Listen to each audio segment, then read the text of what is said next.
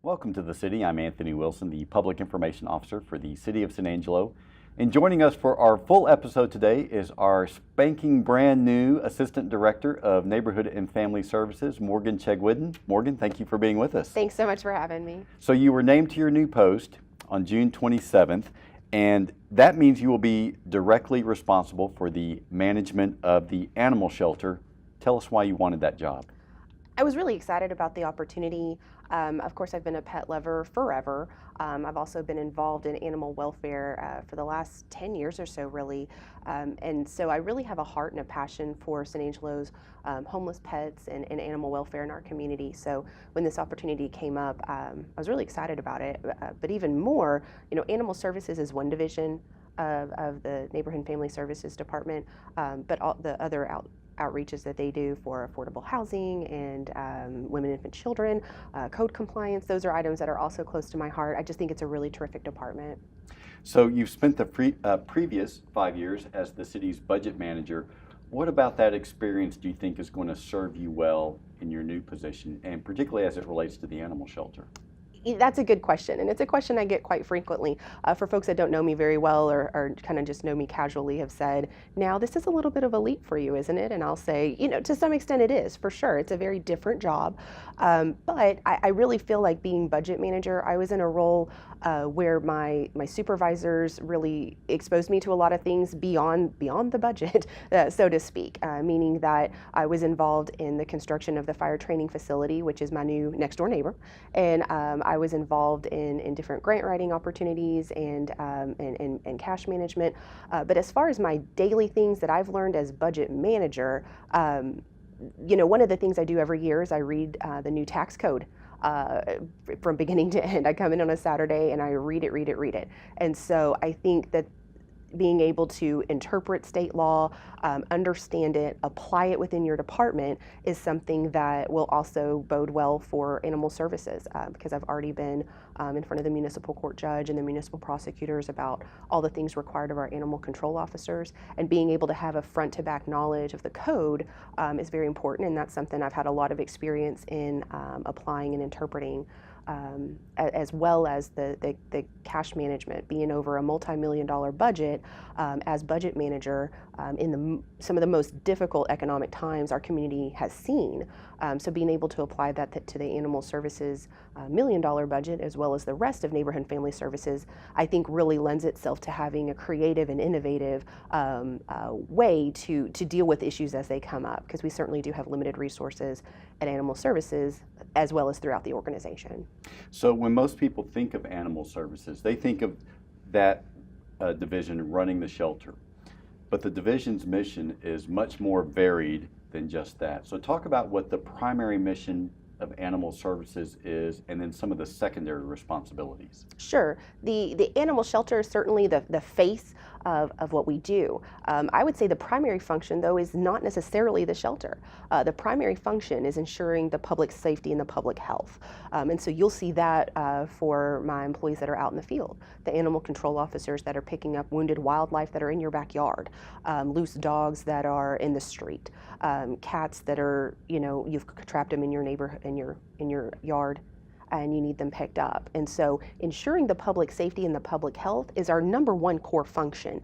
And I can't stress that enough, that at the end of the day, are we as a division keeping the public health and the public safety? And so that does extend to the shelter, in that we keep a clean facility. We really treat the facility as if it were a medical facility, meaning that we don't cross-contaminate pets. We're very careful as we handle one animal. We scrub up before we handle the next animal. We have a very rigorous cleaning technique, and so that's for our shelter to keep the residents that I have healthy and safe. So as far as the secondary responsibilities would also include adoptions, SpayNeuter programs, items like that.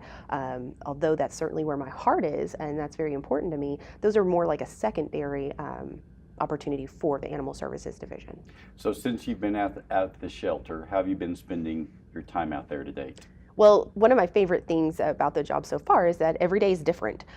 So Monday we adopted out a goat. You know, we had a goat running loose and we couldn't find its owner, and some good Samaritan said, "Hey, I would love to have a goat added to my goats that I already have." And so that's certainly a unique circumstance that I never saw in budget. I've also been sworn in by the municipal court judge, where I can cite you if your pet's got out, Anthony. But you know, every day's been different, and that's really exciting to me. What have you learned about the shelter and about animal services that you previously didn't know? That's a good question, because I have spent a lot of time at the shelter in my downtime, in my off time, and I've been really grateful for the opportunities to be at the shelter. I'd say because I haven't been in the shelter in a couple years, and the one thing that I would say is the biggest difference from what I had observed in the past to what I've observed now is how clean the facility is, meaning that we are keeping the pets safe, we're keeping them limited in who has access to them and where they're going, and what that means is the facility is the cleanest I've ever seen it, which does help, of course, with the public health component of our operations. And of course, at one point, the shelter did allow visitors to go back into the kennels. That's no longer the case. And talk about, just from a health perspective, why that change was important. You know, it's a double-edged sword, because I hate it. I hate that you can't go back and see your pet that you want in its environment, meaning, you know, is it eating enough food? Is it whatever, what you can observe while the pet is in the kennel? But on the other hand, it's what keeps my residents safe and healthy, and that's of the utmost concern. And what I mean by that is, I've been guilty of it as well, is as I'm walking the rows, I see a dog that is my kind of dog, and so I reach up and I kind of let them lick me through the kennel, and I go on to the next dog, and then I see another dog that is my kind of dog, and I put my hand up and he licks me as well. And so at that point, you're cross-contaminating a dog that may have been, we vaccinate on arrival, but it takes a few days for those inoculations to really take effect. And so you may have had a new arrival that's not yet fully inoculated, and then you've touched another new arrival, and then they're sick with both the same thing. And then that makes a very difficult situation for us in keeping a healthy population. And so I want to find a solution for that, but as it stands right now, we are still very limiting who has access to actually touch the pets because of the health and safety component. Obviously, because the animal shelter deals with animals and pets, and that can become a very emotional issue for people. And so it subjected the shelter to a lot of criticism. How much of that criticism do you think is fair versus unfair? You know, that's a good point. The city, any city department, is subject to some level of criticism. But I do think that Animal Services is tasked with some of the more heated issues, some of the more emotional issues. Because as you and I have discussed, our pets are part of our family. And if my pet were out at the shelter, I would want to get her out immediately. And I would do whatever it took to do that, just because I know my pet, and I know that would be a stressful situation for her.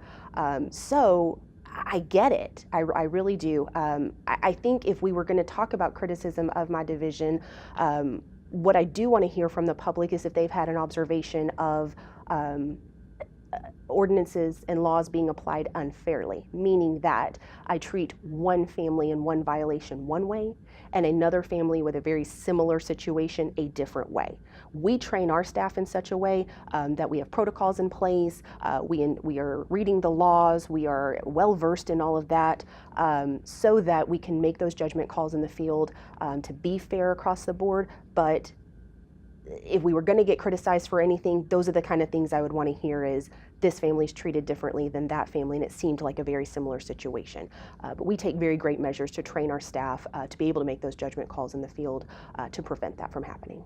You know, this is just my perspective, but it seems to me that a lot of times Animal Services has to come in and deal with this situation because someone has not necessarily exercised a lot of responsible pet ownership. I would have to agree with you on that. The reason that the laws are in place are for the public safety. So if you're in violation of the law, you may be the person in front of me today that I'm citing and you're displeased with what we're doing, but there are 1,000 people standing behind me that are like, I'm so grateful that you've made my community safer, that you've taken pets off the streets and put them where they should be in the owner's backyard or whatever it may be. That's really important to me, is to ensure the public safety, to ensure the public health, that it may be difficult and it may not be something that everyone agrees with, but at the end of the day, we've got to make sure that our pets are rabies vaccinated, are spayed and neutered, are microchipped, and are not running loose. What do you think will be key to improving the relationship between the shelter and the community? Well, I had a very wise person point out to me that when I shut the doors to the back, or when we didn't allow visitors to the back rows anymore, and I explained, well, it's because this facility is so much cleaner. I have such fewer health issues.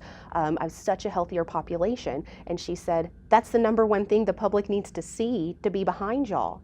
If they could see how much cleaner the facility is, how much healthier your dogs are, we're feeding better food, all the things that you would do for your own pets, we try to do in the same environment at the shelter. And she's like, the people need to see that, and they will be your biggest advocates. And I get it. And so, as I mentioned earlier, we've got to find a way to let our fans, our advocates see what we're doing, a glimpse behind the curtain, so to speak, while still ensuring the safety and health of my residents. At this point, do you have any plans of operating the shelter any differently than it has in the past? I think there's always room for improvement in any department, in any job that you're in.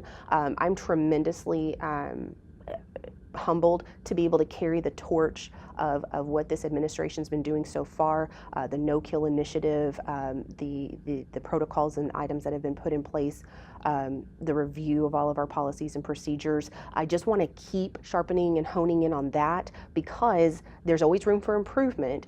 But my word, look where we've come as a community. We've been no-kill we just ended June, so now we're no-kill for 15 months. That's huge. That's not where San Angelo was 5 years ago. What's going to be key in order to maintain a streak like that? To maintain a no-kill streak, or to maintain applying fair practices, or any of the multitude of things that we need to be doing as a division, include just having a really strong knowledge base. As I mentioned, when my animal control officers are out in the field, I may have a protocol that says, if this, do that. But there are a million exceptions to that rule. There's a million variables that can be thrown at my officers. And unfortunately, things can change in an instant. We go out for a situation. By the time we get there from the shelter, it has changed and evolved. And so we're having to make judgment calls out in the field. So having that knowledge base and being really well versed in the law, as well as best practices. One of the things I love about local government that I think I've had a lot of success with in budget is developing processes and reaching out to other cities, other facilities. They're doing the same thing. This isn't rocket science, and it isn't new. And so if there's a city that I'm a fan of, I'll call them and say, can I have a copy of your policy? And they'll send me the editable Word document, so I can put our logo on it. I can change the language, whatever it needs to be, to make it right. So we have a tremendous resource in our partner cities, as well as our representative at Department of State Health Services. They share so much information with us, so much knowledge with us, so that we can be running the best facility that we can be. We're talking with Morgan Shegwooden. She is the new Assistant Director of Neighborhood and Family Services, and we'll be back right after this.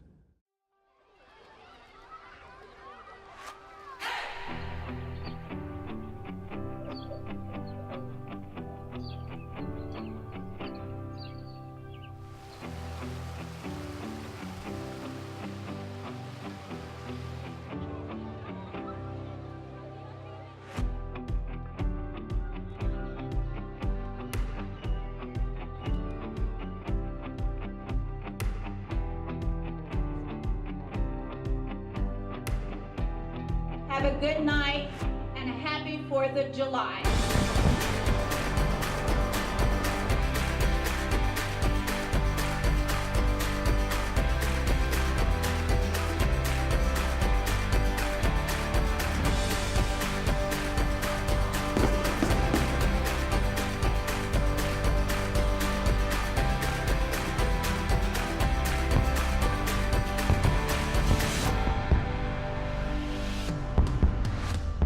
Welcome back. We are continuing our conversation with Morgan Shegwooden. She is the new Assistant Director of Neighborhood and Family Services for the city, and she's the person who is primarily responsible for the operation of the animal shelter. Morgan, you and I have talked before that San Angelo doesn't really have a pet problem, it has a people problem. But that people problem has resulted in a pet overpopulation problem. What do you think is going to be key in resolving that pet overpopulation problem? SpayNeuter. There's really only one answer to that question. We're adopting all the live long day. I'm living proof that you can work your fingers to the bone, you can blood, sweat, and tears to death trying to adopt, and you're still going to have 20 more puppies showing up next week. And so in San Angelo, for where we are right now, SpayNeuter is the only answer to the overpopulation epidemic. And a lot of people may not realize, but there are a lot of actual health and behavioral benefits to spay-neuter. It's really heartbreaking when we see a female brought in that's never been altered, that has had many, many litters, and isn't healthy because of it. And so it's the simplest thing you can do for your pet. If you want your pet to live a long and healthy life and be a part of your family forever, in your hearts, and be able to remember her fondly after many, many years of being with your family, you've got to spay her. So I assume then that you are supportive of the spay-neuter ordinance. Absolutely. I was really pleased to see that passed. It's difficult to enforce, but it gives us something that, well, when a pet comes through my facility, they leave spay-neutered, and we're doing quite a bit by the sheer volume that comes through my facility. So we're not allowed to release unaltered anymore, and Concho Valley Paws has a policy that they don't adopt to a family that has unaltered pets in it, and it's because it's all part of this grand initiative. We've got to hit everywhere we can to ensure spay-neuter all the places that we can. And when you talk about enforcement, I want to sort of set the record straight for our viewers. Animal control officers are not peeking into backyards and looking to see if dogs or cats have or have not been altered. That's a good point. You have some property rights where I am not allowed to come on the premises uninvited. If I were going to come in and seize your pet, it would have to be through a warrant process. There's a due process that happens, and we have to have probable cause. You know, all the words that you hear on TV. Police shows, we're under that as well. And so the enforcement aspect of spay-neuter comes when we have an interaction with your pet. So if your dog is running loose, or if your cat is turned into the shelter as a stray cat, those are the times that we get to have a conversation with you and say, it is required by law for your pet to be spay-neutered.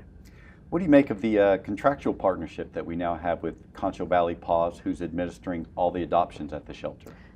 I'm really supportive of the agreement. It was put in place before I was seated in this position, but I'm really supportive of the contract and the partnership with Concho Valley Paws. I mentioned it a little bit earlier, but they have their own adoption processes. They have their own foster care network. They have their own volunteer base. They have their own supporters, financial and otherwise. And so being able to tap into that, to come alongside us as a partner for the shelter, you know, we can't do it in a vacuum. Exploring public-private partnerships like the one between Animal Services and Concho Valley Paws is the stuff they write in textbooks about how you run a local government. There's simply not enough tax dollars to do all the things we need to do. So when you have an organization like Concho Valley Paws, who's already established, who has these networks and relationships put in place to be able to expand their base, so to speak, to also support the shelter, is huge. And of course, adoption is not your primary mission, it's a secondary responsibility, so having someone else take care of that allows you to focus on what is your primary mission. Correct. We have more time. We should have more time to focus on training, cross-training, reviewing policies and protocols, ensuring that everything's done in a timely manner. It's difficult when, for example, the week we've just had with the 4th of July holiday in the middle of that and all the storms, we certainly are flooded with new intake. And so but overall, in a normal year, we should have more time to focus on training and due process because we're sloughing off those secondary responsibilities. As you mentioned earlier, you were once very active in animal rescue. You were a board member for a local rescue group. Talk about how you got involved in that.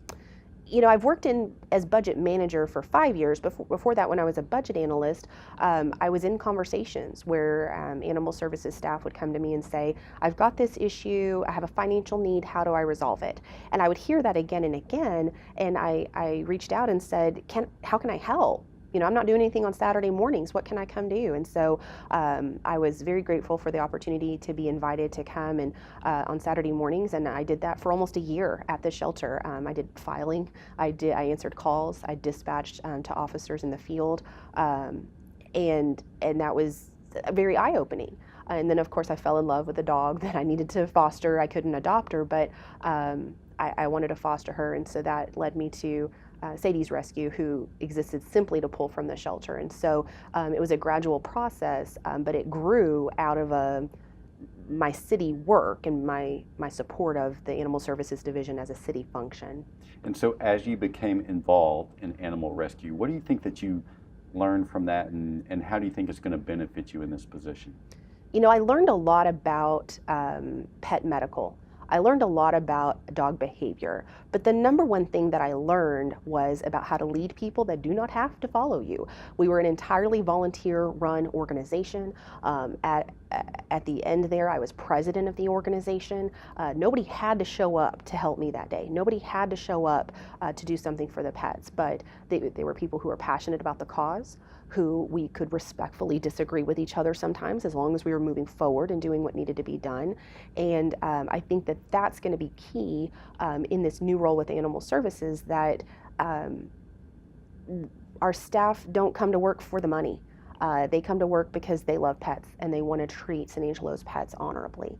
And so not only with our staff, but also growing advocates and volunteers and supporters and fans who can go out in the community and say, there's a lot happening at the shelter, but mostly you need to spay-neuter. Obviously, you have a formal contractual relationship with Concho Valley Paws, but how important is it to have relationships and partnerships with other rescue groups? I had mentioned that we can't solve this in a vacuum. It's got to be a cohesive effort from across the organization. And if it's about community cats, or it's about neighborhood dogs, or it's about bunnies, we had a bunny last week, I don't care what it's about. We all need to come together. We all need to have a united voice that says the pet overpopulation epidemic must end. Now, how many pets have you and your husband fostered? My now husband and I have fostered about 27 dogs in our home, most famously a little dachshund named Dragon, who got to play Toto in The Wizard of Oz. He has his own Facebook page. You can follow him. And so why is it that you and your husband have taken that on as sort of your family cause? It goes hand in hand with treating these pets with the respect that they're due. When you walk the rows at the kennels, at the shelter, and when I was in rescue, and you're wanting to say, how many can we save? How many can we pull? Who can we put in a home?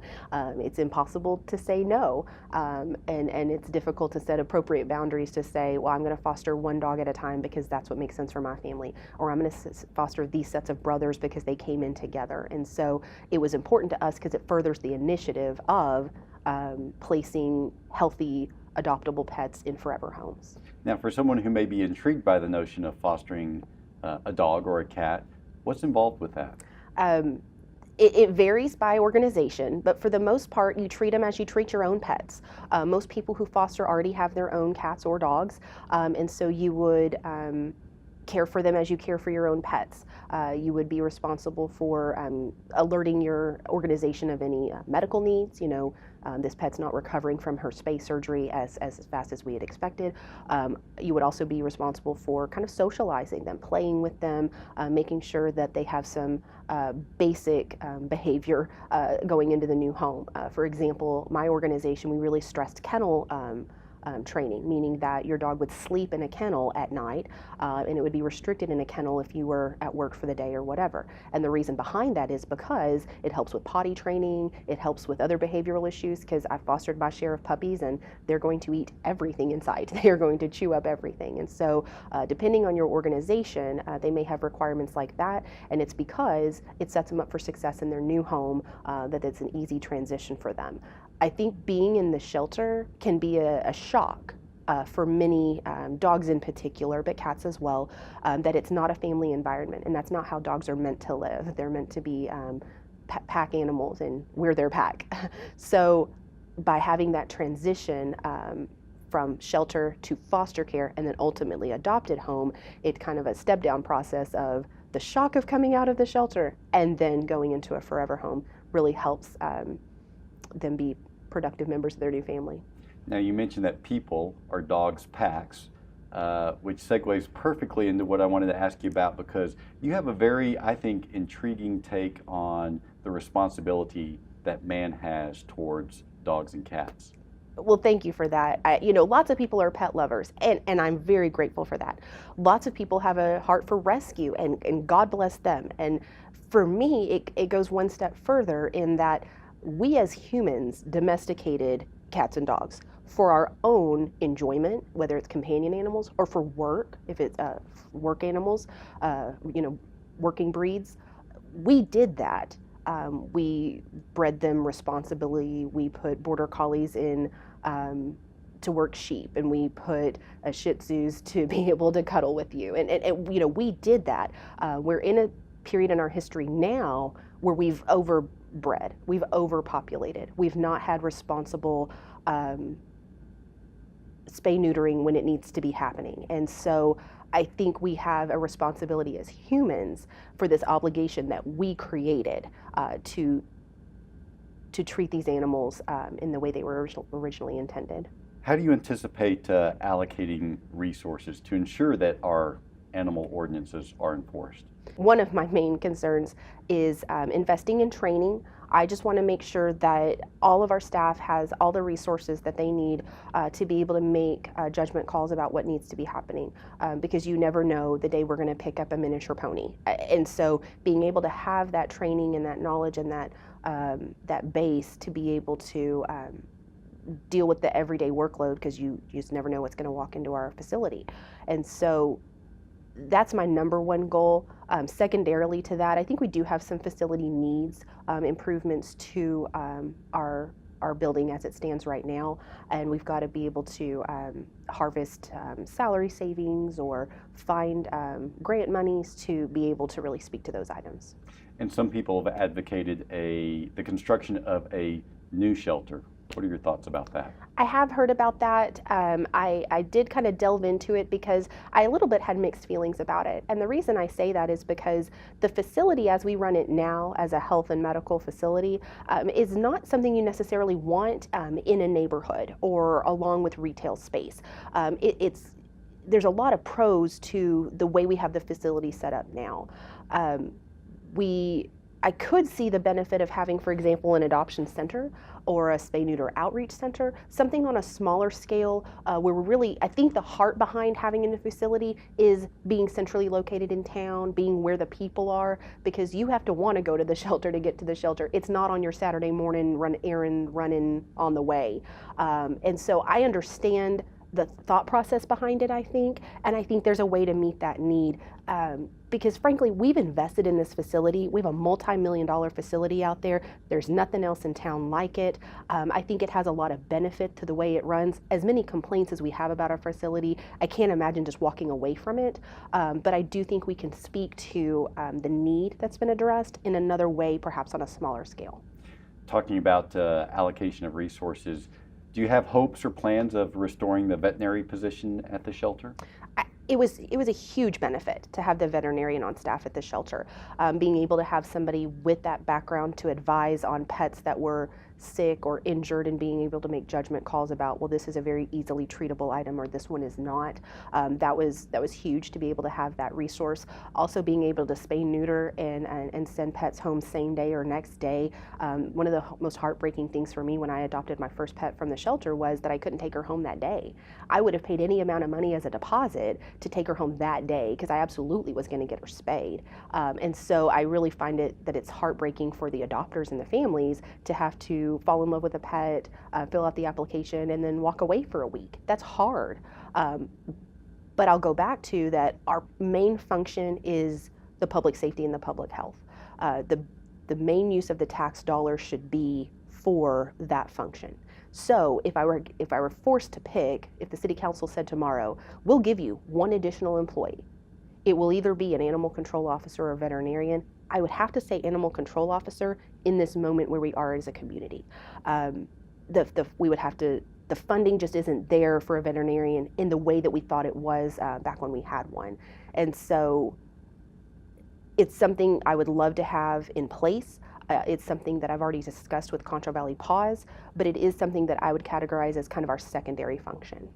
We've been talking with Morgan Chegwin. She is the new Assistant Director of Neighborhood and Family Services. She runs the animal shelter, and we hope you'll join us for the next episode of The City.